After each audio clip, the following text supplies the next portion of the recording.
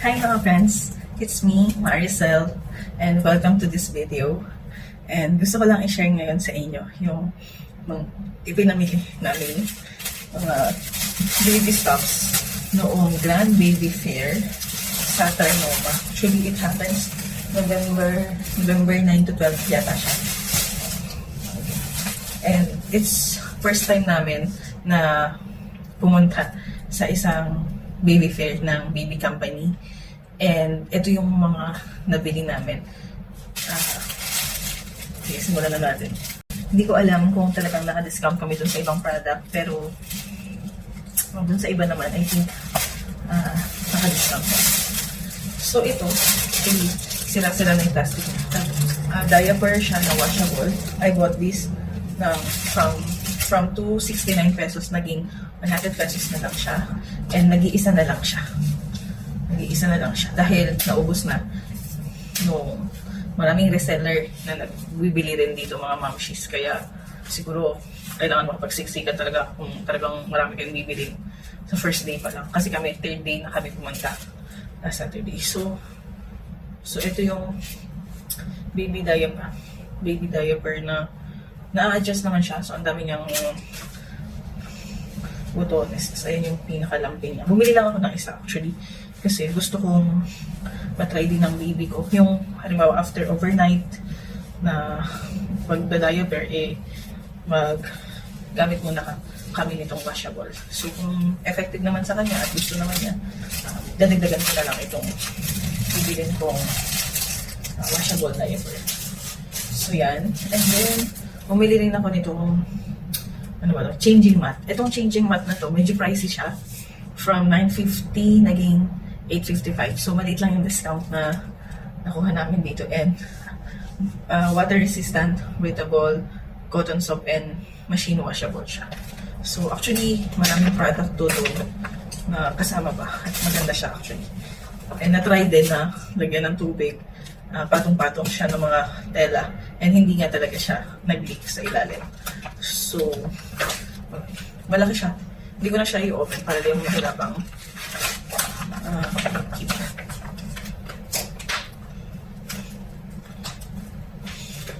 So, and then, binili din ako nitong mosquito net for cribs and playpen. So, medyo malaki siya na mosquito net. Tapos, pag sinuklong mo siya sa crib, meron pa siyang zipper na gano'n na makikita, na pwede mong mahawakan si baby. And, from 399, 150 pesos na lang po siya. Yan.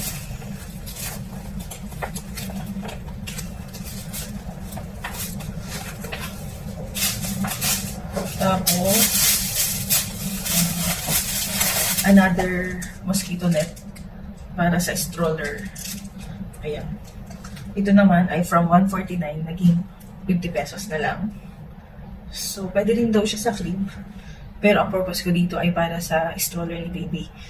Dalawa na yung binili kong mosquito net. Para isa specific for crib. Isa naman for the stroller. Yan.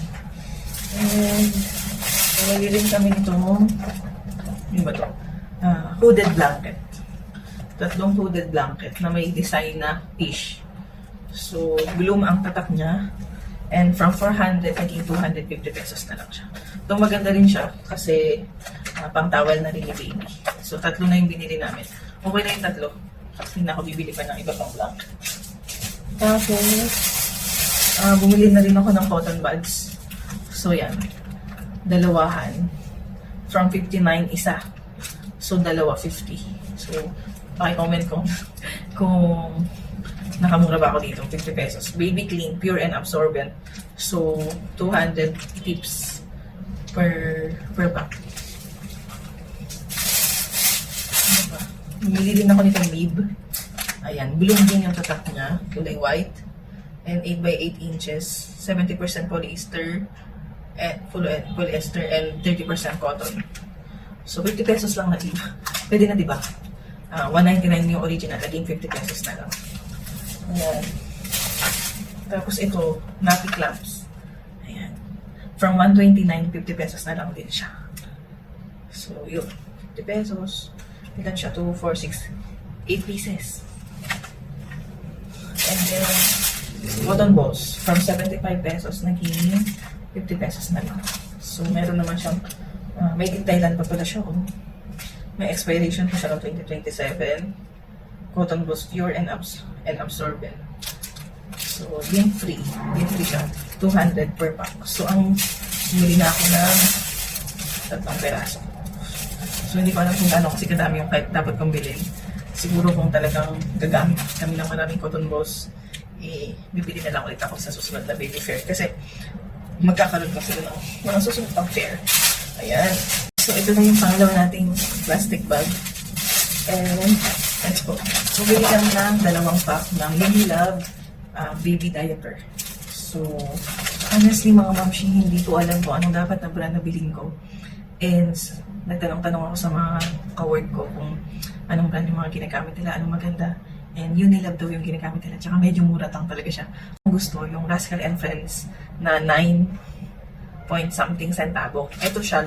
Ito naman, lumalabas na 5 pesos. And 550 pesos. So, 64 pieces na siya. Nabili ko siya ng 600. Actually, dalawa siya. Dalawa sila. Mga parang 380. 384 ko yata nabili. So, kasi bumili ako ng isa, yung sa EQ, 398. Parang 40 pieces lang yata yun. Ito, 380 plus lang siya. 64 pieces na. Pero nung pinag-compare ko yung EQ, tsaka itong Unilab, nakita ko nga naman talaga na mas makapal. Parang mas makapal yung EQ. Pero, kasi sabi naman nila pag newborn, madalas talaga magpalit. So, okay na rin yung Unilab. Dalawa lang muna yung binili namin. Tapos kung maganda talaga at hiyang kay baby, bibili pa kami. Diba? Tapos, ito na yung third plastic bag na kasama sa aking mga pinamili. And talagang nakakabudo doon mga momshies.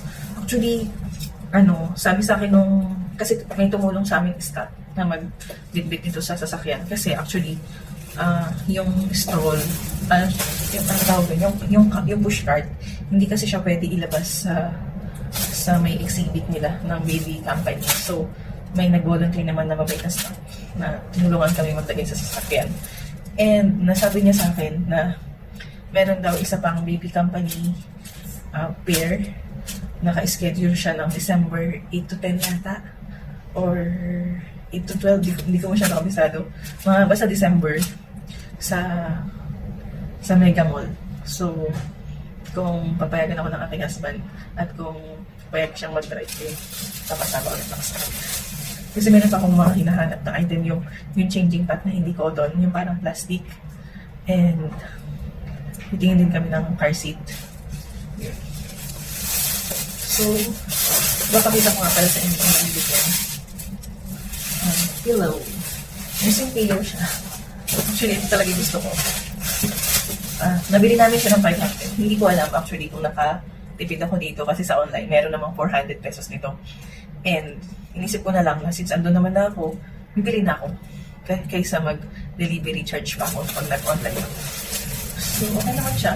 Maganda rin kasi nakikita ko ng personal yung item for my baby. So, yun.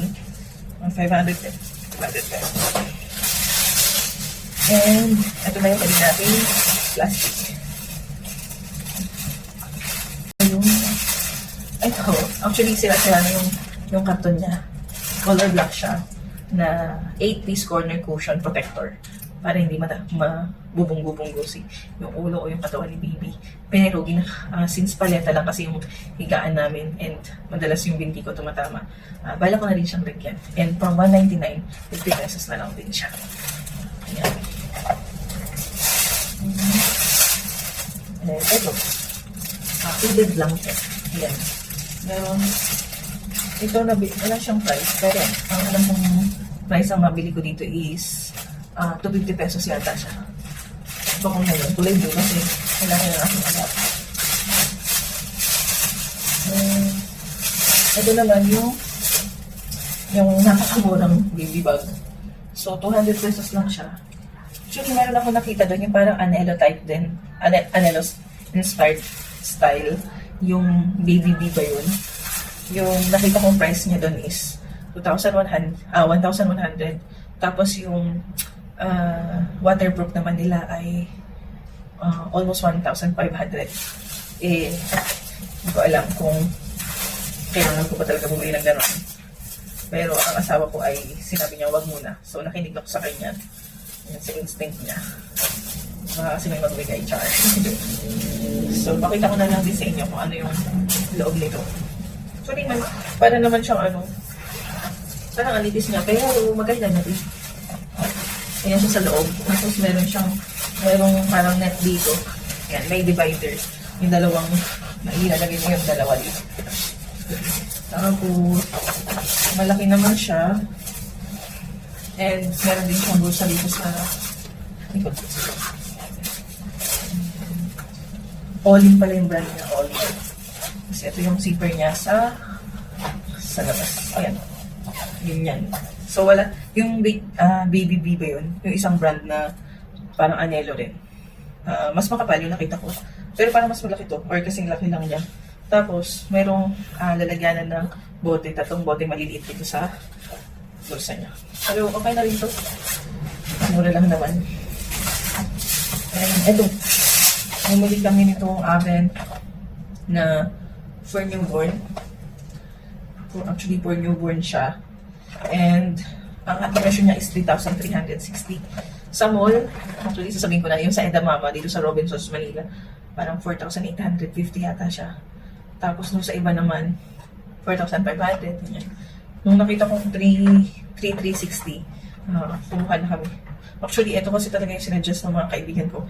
And na-experience kasi nila na nagtitipid sila, na naging practical sila, bumili sila ng kung ano-ano pang bote. Ibang brand yung mumurahin daw. Pero, it affects their baby. Nagkaroon din sila ng sakit. Kasi parang mabilis yung tulo nung nipple, nung bote. So, yan. Kaya, nag-change din sila into oven. Yung. And then,